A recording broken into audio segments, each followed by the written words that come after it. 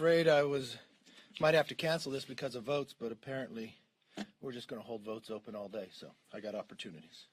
Works out pretty well for all of us. On Sunday, Americans found themselves paying on average $4 per gallon. Now that was the highest since the Great Recession.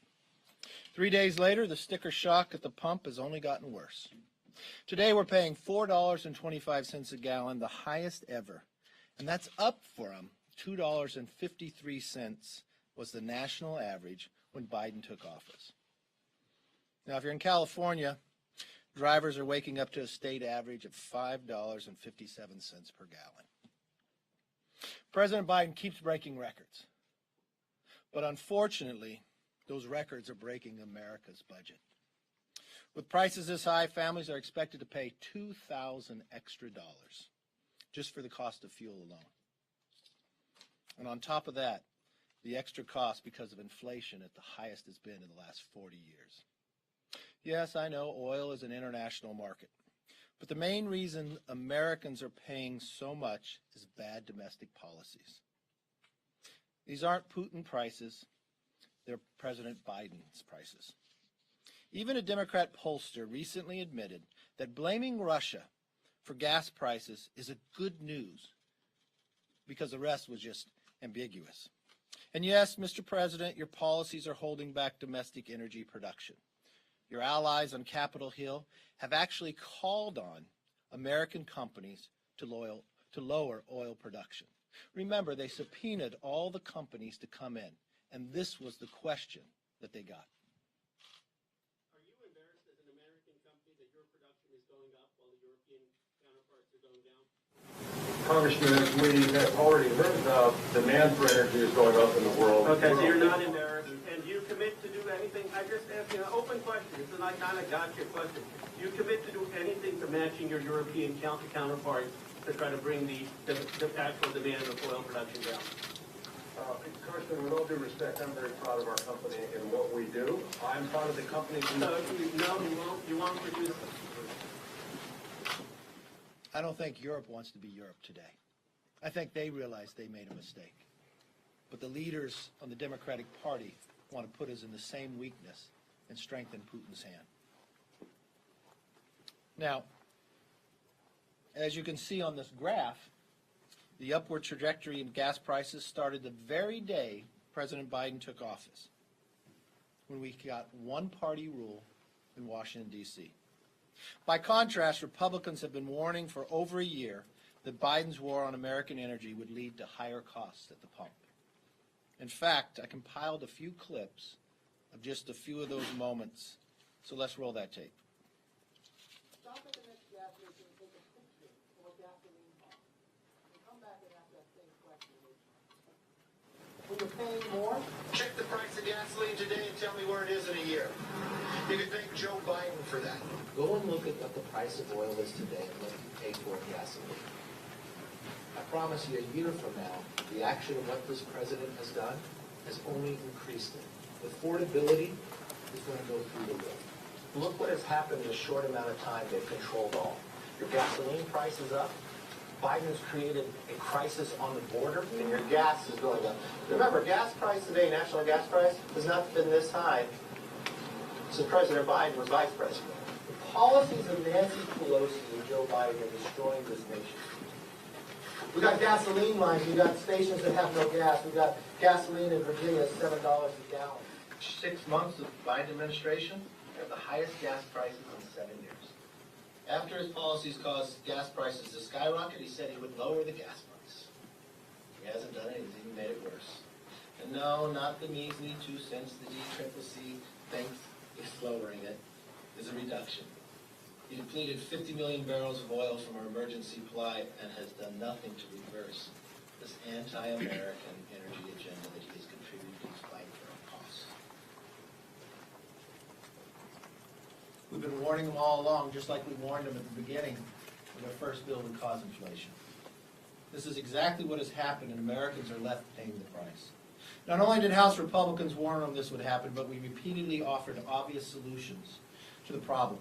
Build a pipeline, increase production and distribution, and fast-track energy exports to our allies. By contrast, Democrats' plan to lower prices today is to blame Russia, buy expensive electric vehicles, and beg OPEC for a bailout. If you look here, you've watched time and again where the Democratic leadership goes after American companies that produce energy to produce less, but ask those countries with dictators and other leaders to produce more. You know, the president said the buck stops with me. Then he says he can't do much about it now. Russia's responsible. His Secretary of Transportation tells Americans to go buy a $56,000 electric car. His State Department wants to buy oil from Iran and Venezuela, trading one dictator for another. And on Capitol Hill, the Democrats' conference chair, Hakeem Jeffries, said rising gas prices have not come up in their caucus meeting. Can you imagine that? They represent millions of Americans, and not one of them have raised the issue that every single household is talking about today. That's costing them more than $2,000. I think they're focused on the wrong issues. In other words, Democrats will do nothing but what is actually needed. We need more production in America. The solution to getting our country back on track, to returning to energy independence, couldn't be more straightforward. We offered the American Energy Independence from Russia bill on the floor. We're going to offer it again. 220 Democrats voted no. I guess they'll have a lot of time to think about it before it's offered today, as they're trying to figure out whether they could pass a rule. With that, let's open it up for questions. Manu, you're sitting in the front. Why don't we go to first? What happened? I ruptured my bicep. Working out? Last week. No, it is skiing incident. On a ride. So, You wore a helmet, though, right? no, yes, I was not wearing it, but it involved my son, but he's okay. So, me, on the other hand, I'll be fine. Did you have surgery? Surgery last week. Kevin Brady had that happen to him. Is it? Yeah. I'll talk to him. So with respect to what's happening in Ukraine, the former president has praised Vladimir Putin's moves as very savvy and as genius. Do you agree with him? I do not think anything savvy or genius about Putin. I think Putin is evil. I think he's a dictator. I think he's murdering people right now. And I think what has happened, I went to Ukraine taking Republicans and Democrats a number of years ago. When I came back from that trip, I requested a meeting with then the Vice President of America, Joe Biden. I went to the Situation Room. And I advocated that we should sell them javelins based upon Russia had come into Ukraine before. They have no defense to be able to fight that. The uniqueness of Ukraine is they don't ask for American men or women to come fight for them. All they ask is to be able to supply the weapons that they can defend themselves, defend their own people. That administration said no. President Trump said yes.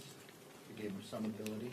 But I think the slowness of what has happened this year, and I've raised this to President Biden earlier in the year when he first communicated with Putin. I did not think sanctions would affect Putin. He's lived under sanctions for decades. I believe that you should have taken action to allow Ukraine to buy weapons early. That could deter Putin from entering and invading. President Biden had intel that said he would invade.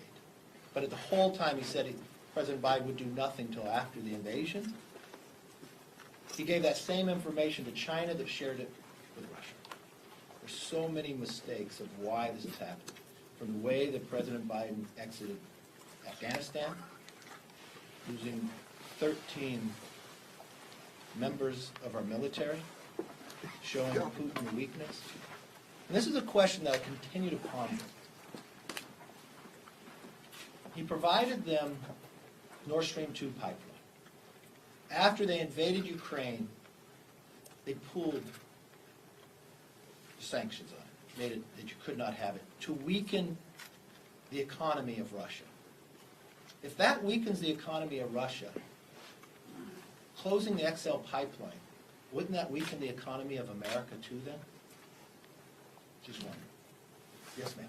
Two questions, if I can. Do you believe that the decision to kind of say no to a no-fly zone is the appropriate one? Look, if America goes out and does a no-fly zone, we're entering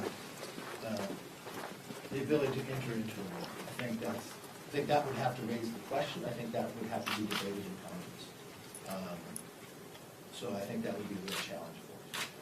And Mike Pence said that there's no room in the Republican Party for Putin apologists. Do you agree with that? Yeah. What I would do is on the first question though, I would supply Ukraine with the MiGs.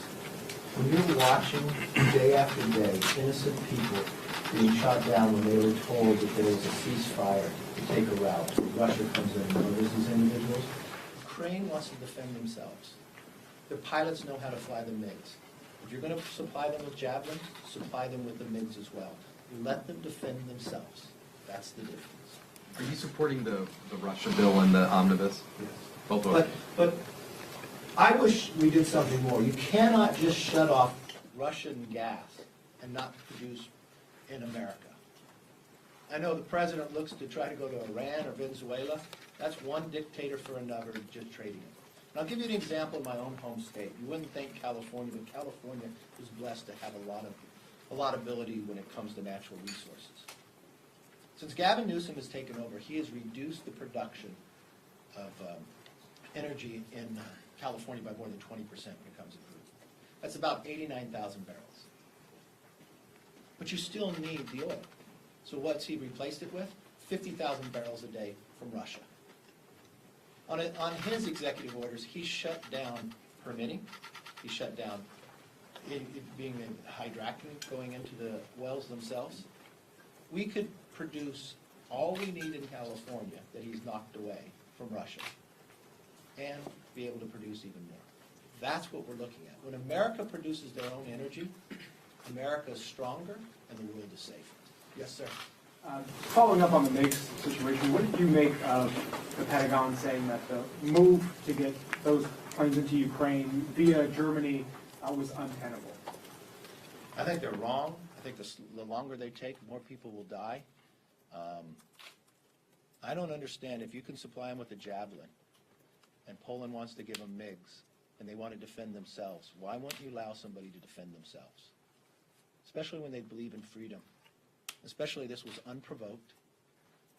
Putin is evil, and what he's doing to these people is devastating.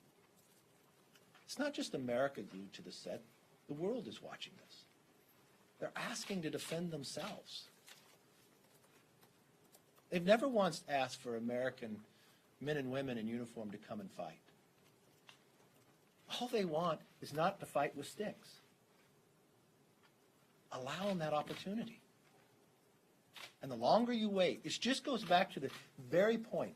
If you had the intel that they were going to invade, would you really think the best question is, I'll put sanctions on you after you invade? And then when you put the sanctions on, you listen to President Biden said, this won't work for months, though. What if you had provided them weapons they could buy, deter Russia from ever invading? How many lives would have been saved? We would be in a different situation today. And we should take that exact same lesson and not slow down any weapon sales to Taiwan either. Yes, sir. Returning to gas prices, if I could, I know there's been some discussion from governors about suspending the gas tax. Your thoughts at the conference? I think that would be smart. Let's $2,000 more people are going to have to pay simply because their policies are wrong. But that's not a long-term solution because that gas tax goes to the transportation bill. So what you really need to do is raise the production in America. So that would lower the price, it would lower inflation, more Americans would be working, America would be stronger. We could become not just energy independent, but energy dominant. That we could provide the natural gas for Europe and others so they won't look to Putin, they won't look to Iran. And you know what that means for everyone like me that cares about our environment? Our natural gas is 41% cleaner than Russian natural gas. So let's do something smart. Let's make America stronger, the world safer, and actually a little cleaner. Yes, ma'am. About the funding bill, so there's a conservative group that's kind of urging Republicans to put a pause button on this, to not settle for small victories like an increase in defense spending. The conservative group is the sister of the Heritage Foundation. Do you think there's strong support from all Republicans in your caucus for this funding bill? Or there are some who are hesitant? The funding bill is going to be split into two. When you're looking at security and you're looking at where the world is today and what President Biden requested from the military, it wasn't enough. It wasn't putting us in a place that we could be stronger and protect ourselves. And I think what we're finding in there, that Democrats have a problem even passing a rule. I think Republicans look to, just like in the NDAA, the number of successes we had to modernize our military, to be able to protect from that sense. There's a lot of people that look at that, but that's a positive, not on the overall bill itself, no. So just to be clear, you're going to support the Ukraine piece and not the omnibus bill. That's where you are. Well, there's a security, the omnibus bill will be voted in two. Right. And the first vote, if it still stays the way it is, I call it the security, so it's the DOD, the others, I would support it. Yes, ma'am. Hi, thank you. Can you just reiterate, are you in support of the Russia oil ban bill, and do you believe your caucus, your I'm in support of it, but it's not the bill I would have written. It doesn't go far enough, and you can't just ban Russian oil without producing in America. That's why we continue to bring up the American independent energy bill from Putin. And do you believe the conference will support it? I believe there'll be a number of people in the conference that will support it. Look, our conference overwhelmingly does not want Russian oil. We want American oil. And unfortunately, the Democrats are in the majority, so they stop short. Can you also just say, why are there motions to adjourn right now? What is the purpose of that on the floor? What is the purpose of that? That the Democrats dropped a bill that's thousands of pages in the middle of the night last night with $1.5 trillion. Gives people a little more time to read it. But it's not holding anything up. The things that are holding things up where the Democrats can't pass their own rule. I mean, they have the record for holding the vote open the longest. They had first place and second place. I don't know what they're trying for today. I know they got to retreat. No question there? Yes, sir. Any update on your conversations with Congressman Gosar and Green? Yes, I've talked to Green. I still need to talk to those two. And? I've talked to him. But you said, I think you told Jake and Manu that there's no place for... There isn't no place for that. There's no place for what has gone on with that organization by far, and there never will be in this party, and it will never be tolerated. And will she go again? Yes. No, she will not go again. She get any repercussions for her? Look, my conversations with my members are exactly that, and I appreciate you asking. Well, on this topic, I mean, 3 years ago when Steve King made comments that were sympathetic to white supremacists, you supported kicking him off this committee. I removed him from committee. Yeah, and obviously Green and Gosar are already off their committees, but you said in November that you'd return them to their committees and use that they might even get better committee assignments. Do you stand by that still? They have the ability to be able to get committees based upon that time when it comes. A different question. In oral arguments at the Supreme Court back in December, in the Dobbs versus Jackson women's health case, a Biden Solicitor General Elizabeth Prelogar referred to an unborn baby as a baby. Was she right? Say that again. I'm not an attorney. Go through this. We're going to debate a Supreme Court case that I wasn't at and what this said. Yes. So back in December, Elizabeth Prelogar, Biden Solicitor General, she made a statement in referring to Justice Clarence Thomas's question, asking what the right was that she was specifically seeking in that case. And she referred to an unborn baby as a baby. Do you think she was right? Yeah, I'm not referred to the case. I'm pro-life. So I don't know exactly what you're referring to, but I would always take the life of the child. That answers your question without knowing what you're asking. Other than that, stay safe, stay off the slopes, and hopefully we won't see you later, but it could be a long day.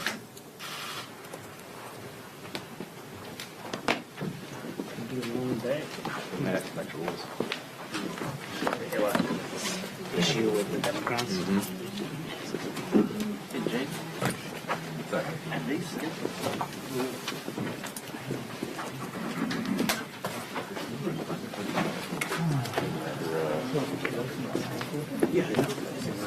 I mean, yeah. Oh, really?